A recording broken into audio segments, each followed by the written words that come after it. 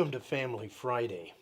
There are at least 42 sayings in the book of Proverbs addressing the relationship between wisdom and family. The most common of these stresses that children should listen, pursue wisdom, and listen and pay attention to their parents. For example, Proverbs 19:27 says, "My child, stop ignoring instruction, strain from words of knowledge." That's from the New Revised Standard Version, Updated Edition. Now, when children refuse to pay attention to the teaching of wisdom and their parents, this brings shame and pain. As Proverbs 7:25 indicates, foolish children are a grief to their father and bitterness to her who bore them. Although the pursuit of wisdom is ultimately the decision of the individual, Proverbs assumes that parents are to expose and show their children the basics of godly wisdom.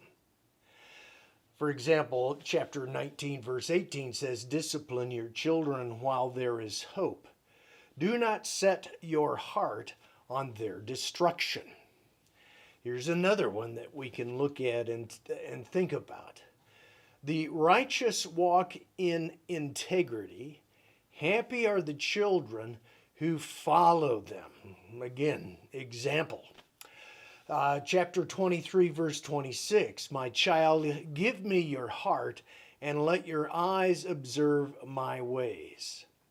Certainly, these proverbs reflect the teaching of the Torah as mentioned in Deuteronomy chapter 6, verses 6 through 8. It challenges parents to keep these words that I am commanding you today. You keep it in your heart, you recite them to your children, and talk about them when you are at home, when you are away, when you lie down, when you rise up. And this is key.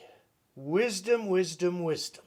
So one cannot expect children to pursue wisdom without being taught how to do so and why. And so going with what Deuteronomy 6 says, we need to teach our kids the way of the Lord in practical ways. That could include memorization of biblical text, imaginatively living out key Bible stories, and learning to discern foolish and wise action in current events and stories. And parents, you need to be aware of who is influencing your kid and how. And remember, parents, when you scold your kids when they are foolish, that may not be enough. In fact, it's probably not. You have to be wise in how you discipline and correct.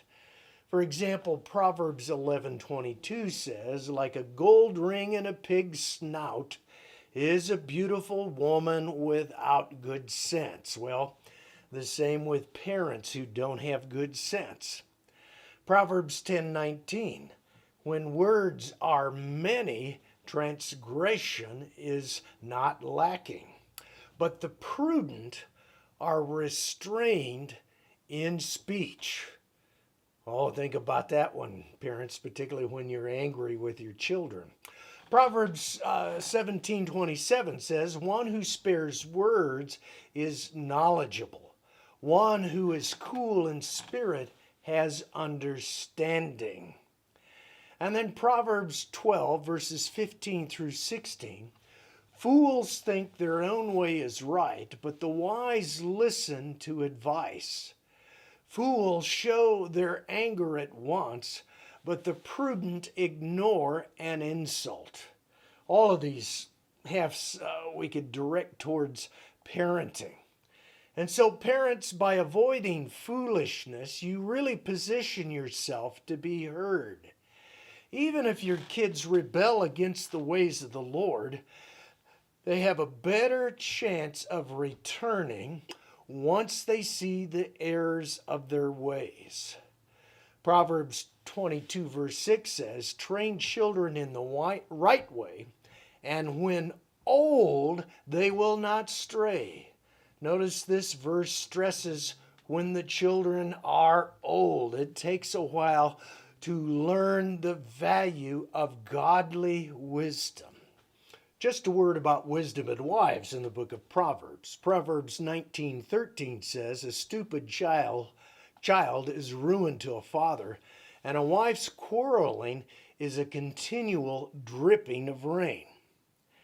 Now, what that verse is really saying is that the wise man learns how to encourage his child to be wiser, smarter. And the wise man learns how to reassure his wife in order to dissipate fretfulness and contentiousness. Remember, foolishness rarely occurs in a vacuum. It is usually a reaction to earlier foolishness. So be wise in all that you do.